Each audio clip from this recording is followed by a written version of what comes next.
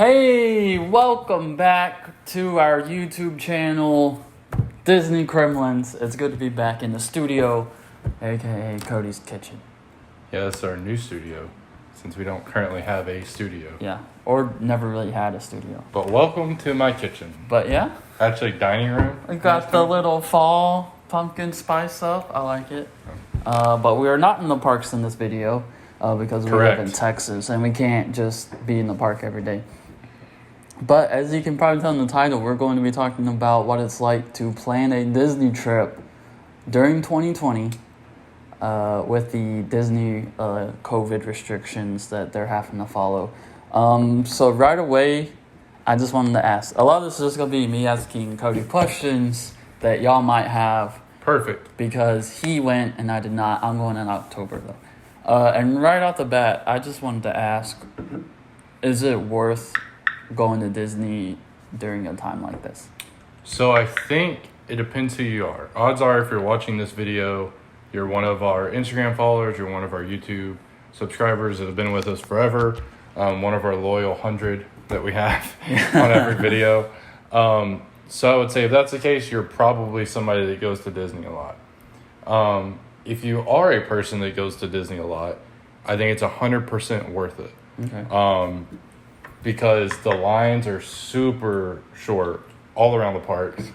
Even the wait times that are posted usually are like Seven Dwarfs, for example, would be posted at 45 minutes, but it would really only be 20 or 25 minutes. The only times when wait times were like way longer than what the posted wait time was at a time when they had to clean stuff, if that makes sense. Yeah.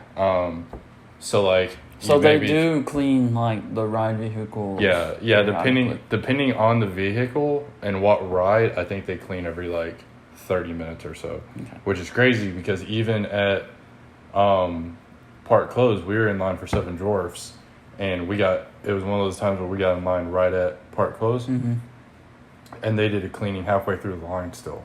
So it's not like they were just rushing people through because the park had already closed to try to get done with the day. They were still like whatever that time period is, and again, it's different for different rides. Like for example, Pirates is a little bit different because on Pirates what they do is like they usually send 2 boats at a time, but now I think what they do is it's like they're cleaning every 2 or 4 boats or something like that. It seemed like so like you'll see them, and it's funny because they carry like these bug fertilizer sprayers, but it's all like sanitizing stuff. I don't actually know what's in it. It may just be water, but yeah. So the plus side of that is you can ride every ride. Like for those that follow Somewhere at Disney, Shane from Somewhere at Disney, he posted today that he got to Animal Kingdom right at Park Open, and I think by like 11 o'clock or like 11:30, he had rode every ride in the park.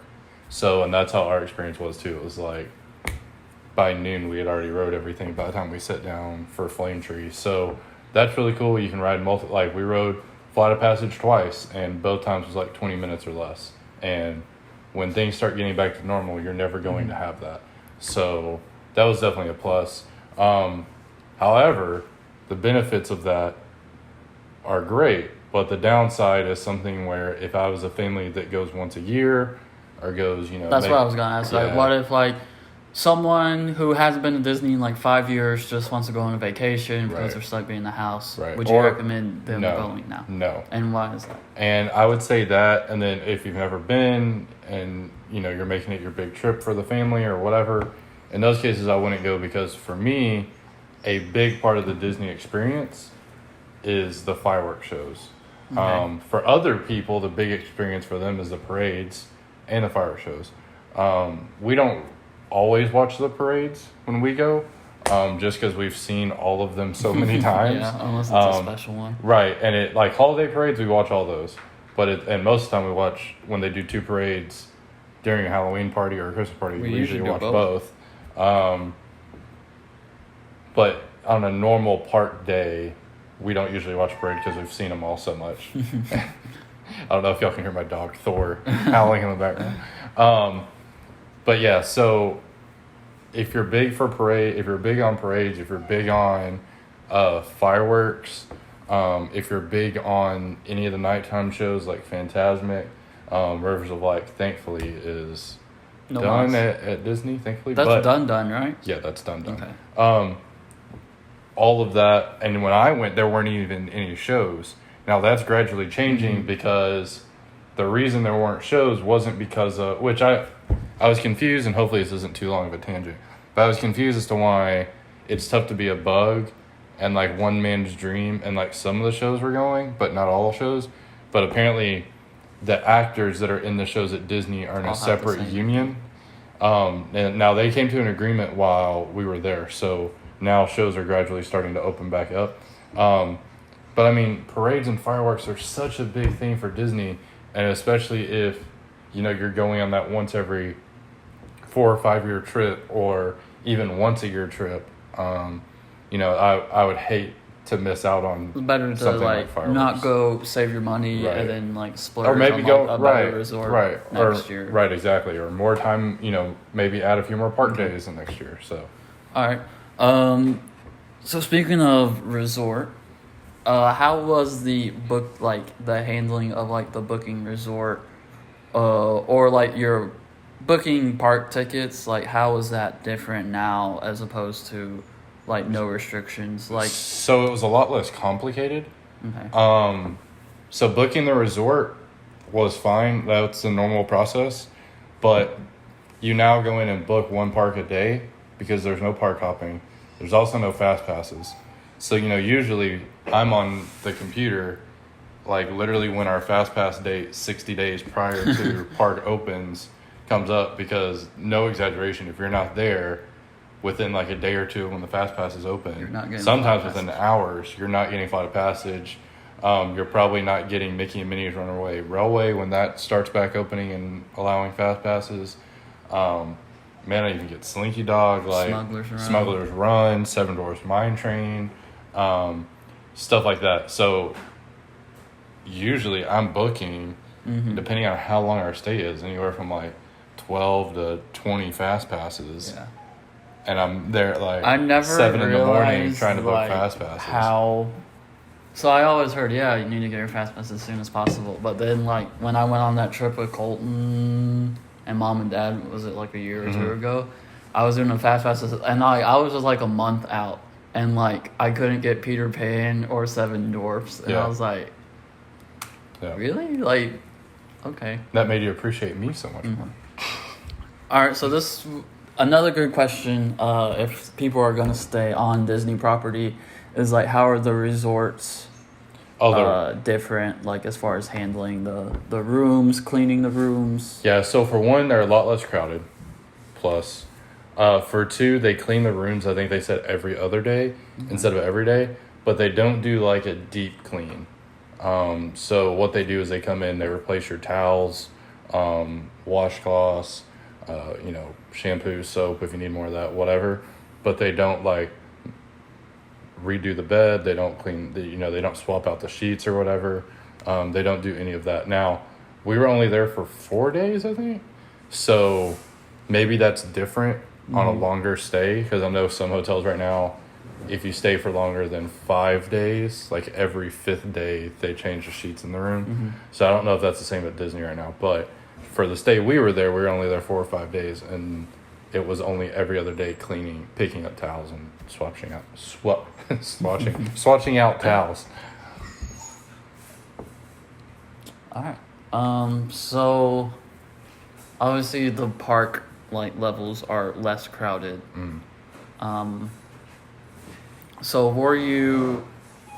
if you go from park open and park close, would you say like a normal person taking their time would be able to ride every ride in the parks? Yeah, except Magic Kingdom. Magic Kingdom was the only one that me and Bailey didn't ride every ride in. And we tried, like that was our goal. But there's just so many rides in Magic Kingdom. Like me, it's a little different because it's crazy because me and you did it on Christmas Eve? And we rode every single ride in the park. We also had fast passes. If you want to see that video, click in one of these corners.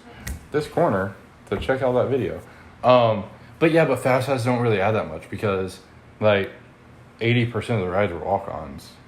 True. Right now. Like literally, it was just walk on. But the problem is there's less hours.